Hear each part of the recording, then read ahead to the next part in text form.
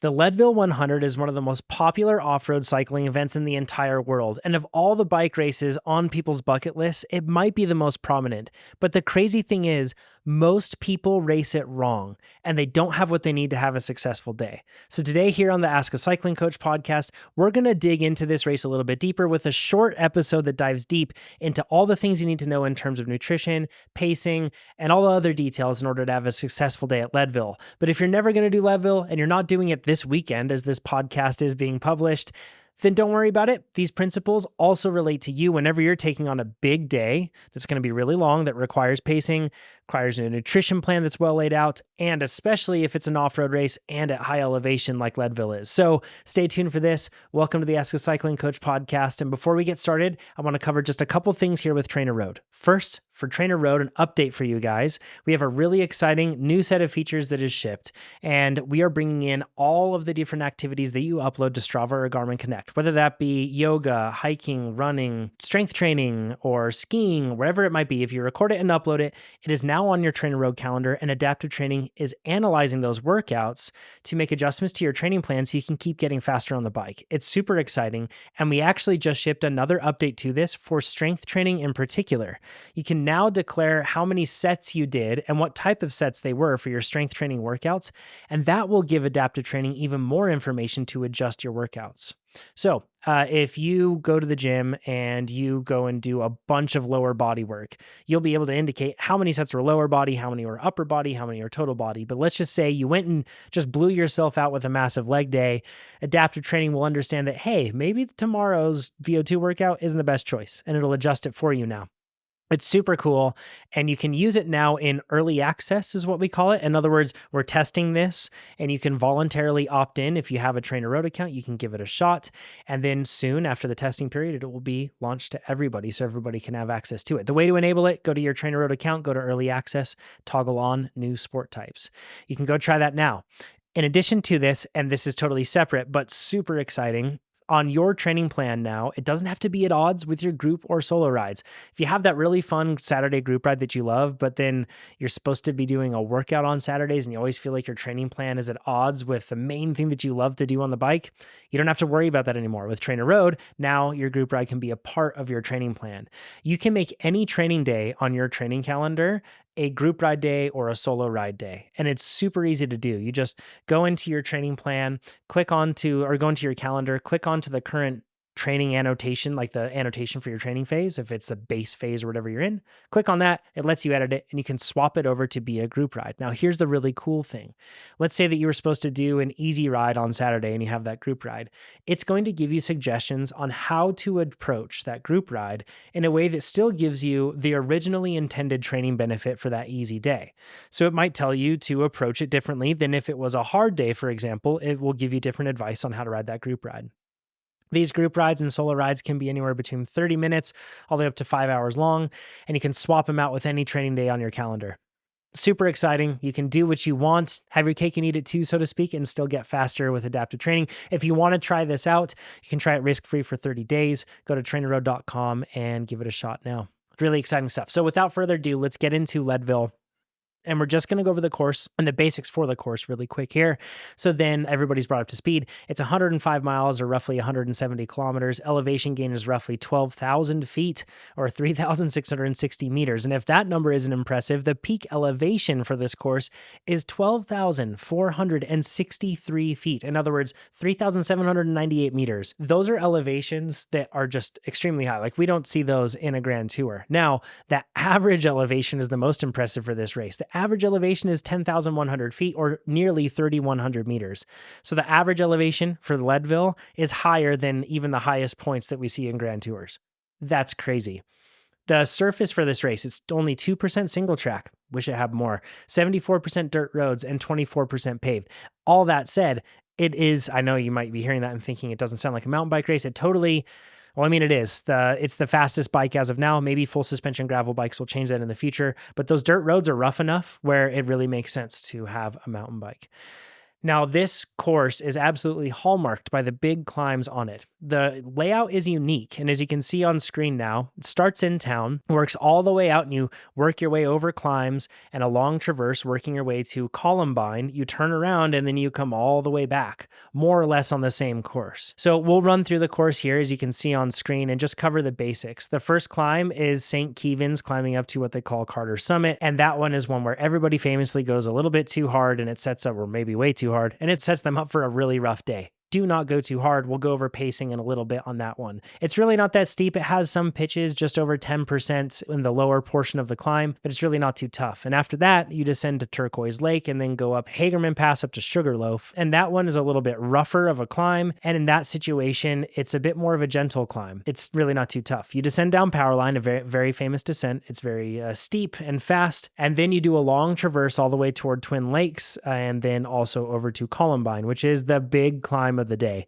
Climbs all the way up, like we said, up past 12,000 feet. And this climb is very long and very consistent and is very smooth toward the bottom. And then at the top, it narrows into a jeep trail and gets pretty difficult. And that's where you'll see sustained sections around 10% that are really loose and off camber. And it's difficult to be able to hold traction. So that's what makes that one difficult, especially when you're up at that sort of elevation over 12,000 feet, trying to navigate those sort of surfaces. But then you turn around, you come all the way back through. And honestly, this race, I know Columbine seems like it's really big and intimidating, but this race really doesn't start until Powerline. Powerline is a climb where at the bottom, there's sustained sections over 20% on really rough terrain, and it's really tough to hold traction. You know, you're 80% done with this 100-mile race up at elevation. It's extremely difficult. In my experience, I think it's the hardest climb I've done in a race. It's very, very difficult. So the race doesn't start until Powerline is absolutely a good mantra to live by. After that, you end up going to Turquoise Lake again, climbing back up to St. Kevin's, or up to,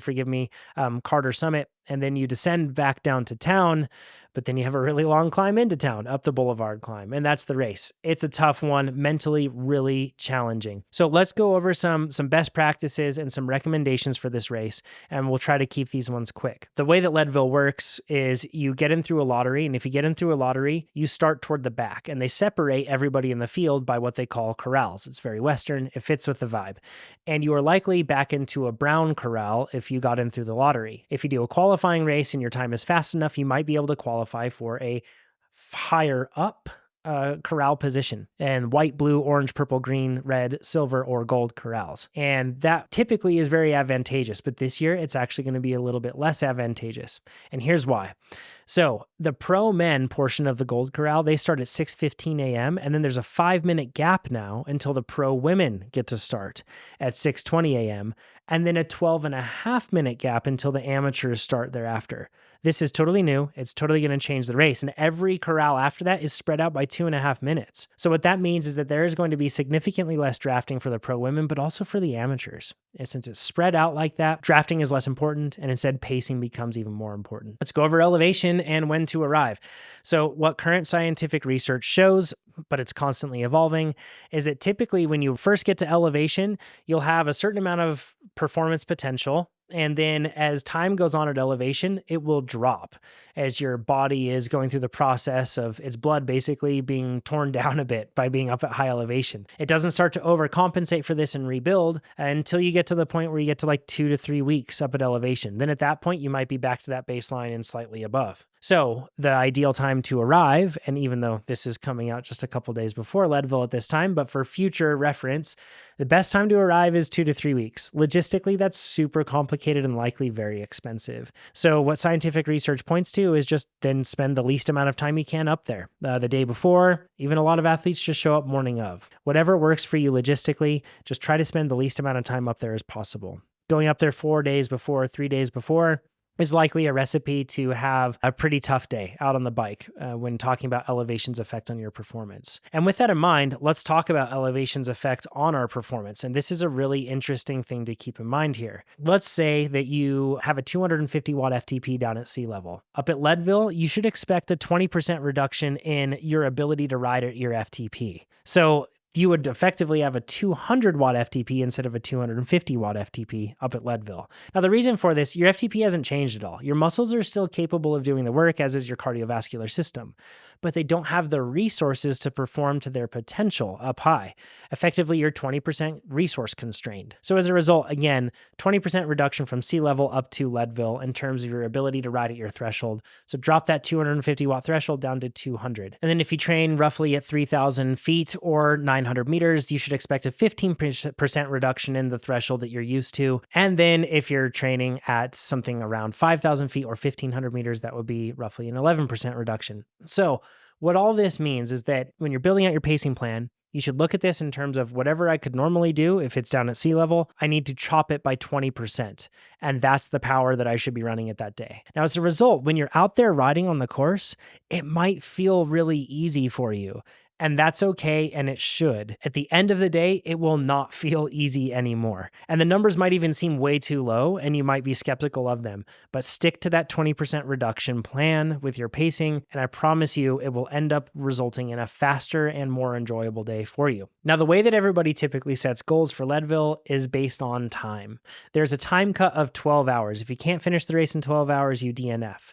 But then people always shoot for that 9-hour time or sub 9, which gives them the big handmade belt buckle. They're really cool and a super unique prize to be able to get at a race.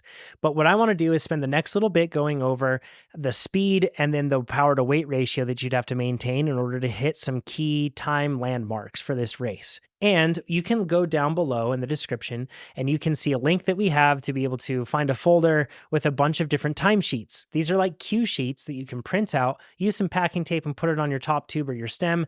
And then you will have goals and landmarks all throughout the day to know and make sure that you are on track to meet your time goal by the end of the day. We have them for 12 hours, 11 hours, 10 hours, 9 hours, 8 hours, 7.5, 7, 6.5, 6. And then we also have the course record for pure novelty case because it's interesting to see. But let's go through what it takes to finish at some of those times. For 12 hours, you would have to average roughly 9 miles per hour or 14 kilometers per hour. And it would be riding at 1.9 watts per kilogram for those 12 hours. That's what would get you there in the time cut. Now, that may not seem like a whole lot. So let's put that in terms of like sea level reference again. That would be like riding at 2.3 watts per kilogram. So if you're riding at 2.3 watts per kilogram for 12 hours, suddenly you realize that it's not noodling along, it's actually pedaling in earnest. Now, I know it may not seem crazy compared to like Remco Evenepoel's numbers or something like that. We'll get to those in just a little bit. If you want to get the big buckle time, in other words, finish below 9 hours, that would be roughly 11.5 to 12 miles an hour, 18 or almost 19 kilometers per hour. You'd have to ride at 2.7 watts per kilogram up there at Leadville. Sea level adjusted, that would be like riding for 3.2 watts per kilogram for 9 hours. So that starts to show you, whoa, this is actually pretty difficult. That gets pretty hard to do. Then if you start going really fast, 7 hours, they ride at 15 miles per hour or 24 kilometers per hour. And they're holding 3.8 watts per kilogram for 7 hours up at Leadville. That's the sea level equivalent of 4.6 watts per kilogram. Now we're getting into like elite level performances to finish in 7 hours, and very few people do that. And the course record, Keegan last year did 5 hours, 43 minutes, and 29 seconds. He did 18.5 miles per hour, 29.7 kilometers per hour. And for that duration of 5 hours and 20 minutes, up at Leadville, he rode an average of 4.2 watts per kilogram. Sea level adjusted, that would be 5.1 watts per kilogram for 5 hours and 43 minutes and 29 seconds, which is just bonkers. Absolutely crazy. When you're building out a pacing plan to be able to understand how you can go through and go fast on this day, take whatever the average power to weight ratio could be, and you can kind of like bridge the gaps in between if you're going for an 8-hour time or a 6-hour time here. Take whatever the watt kg would be, and then add 15-ish, 20-ish% for what you need to do on the climbs, and then subtract 10 to 15% what you need to do on the flats from the average. And chances are you're going to finish close to that average power to weight ratio that you would need in order to finish with your time goal.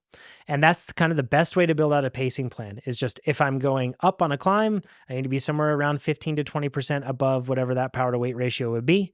And you can pace it by power to weight, or you can just calculate what the power would be. And then if I am going to be riding on the flats, I need to be somewhere around 10 to 15% below that. If you do that, that gives you power windows to be able to have a clear indication of where you should be riding depending on the terrain of the course.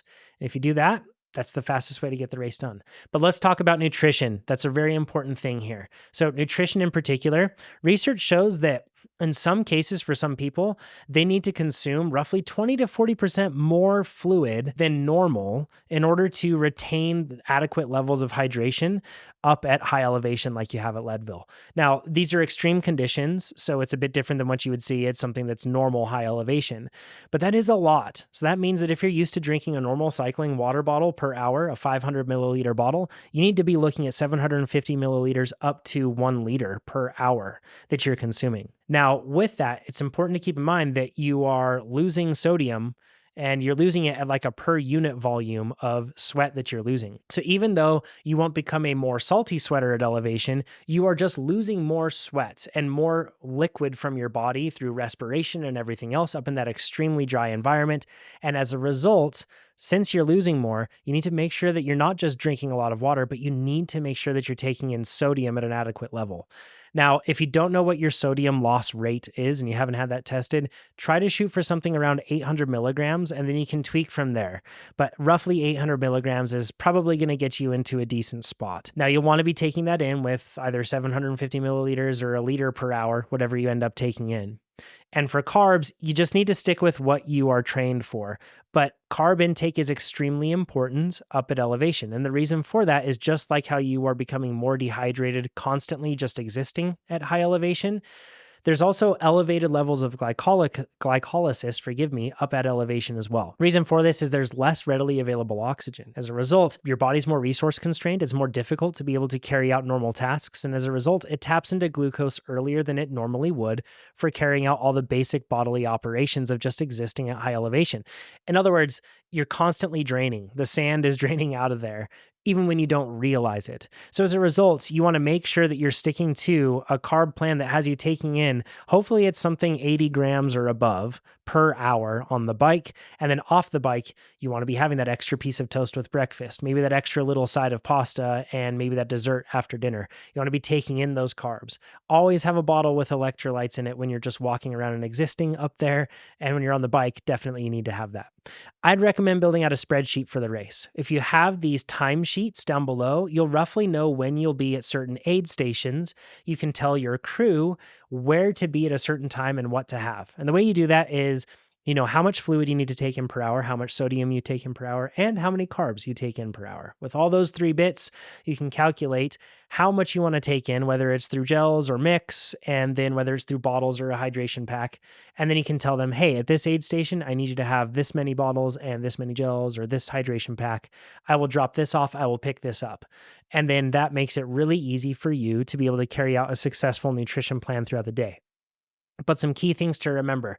The race is cold in the morning, so you won't be eager to drink a whole lot. Toward the end of the day, even though it says it will only be roughly 70 degrees, it feels very hot in the sun because you're at such high elevation. So as a result, you'll be very thirsty later on.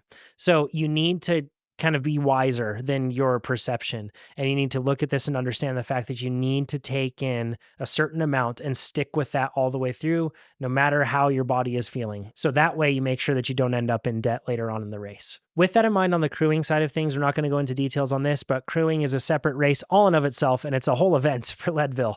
So make sure your crew is up to date on all the new rules that they have for crewing at the different aid stations. The athlete guide is linked below.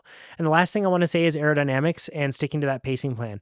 Now, since you're at high elevation, aerodynamics, drafting matters perhaps less than it would at a normal race. You just cut through the air a bit easier. Yes, it is still somewhat important, but it's nowhere near as important as sticking to your pacing plan. Having a pacing plan laid out and diligently sticking to it is the key, and sticking to a nutrition plan. Those are the keys to having a good Leadville. It's not finding the right group of people. The odds that you're going to find another cyclist that's going to be riding perfectly at your level that will pace well and follow a nutrition plan as well as you is not likely, especially with how they are spacing out the corrals this year. So as a result, be ready to have cyclists blow past you in the beginning. You'll probably see them later. Be ready to be in situations where you see a group of riders and you let them go. It's just going to be normal. Certain riders will be riding higher because they're more fit or because perhaps they're being a bit foolish and overzealous. You should be the wise one with a plan laid out with these timesheets and then with your nutrition plan where you're just going to stick to that plan, color by numbers, and have the most awesome day you can. That applies far beyond Leadville to anything that you're doing that's long. Figure out how you're going to move through this course on the time, build out a nutrition plan for it, build out a pacing plan for it, and then color by numbers for any of these really big, long races. If you're battling for a win, it's a bit different. You need to race people. But for everybody else, it's a time trial. And Leadville is probably the ultimate time trial. And that's the last bit of advice. Enjoy the day. It's incredible. What an incredible race it is. Incredible experience. To be out there with all those people taking on such a monumental task is a really special thing, and we hope you enjoy it. So tag us in photos that you have from social media, especially if you're using those timesheets. Print them out, put some packing tape on, put it on your top tube or on your stem, and just have an awesome day. If you want to get fast for whatever race that you have coming up or whatever big day, go to TrainerRoad.com, use it. There are many people on that Leadville starting line that use TrainerRoad to prepare and are going to have successful days, and you could be just like them. Go try it risk-free, 30 days at TrainerRoad.com. We'll talk to you all next time, and have a great Leadville.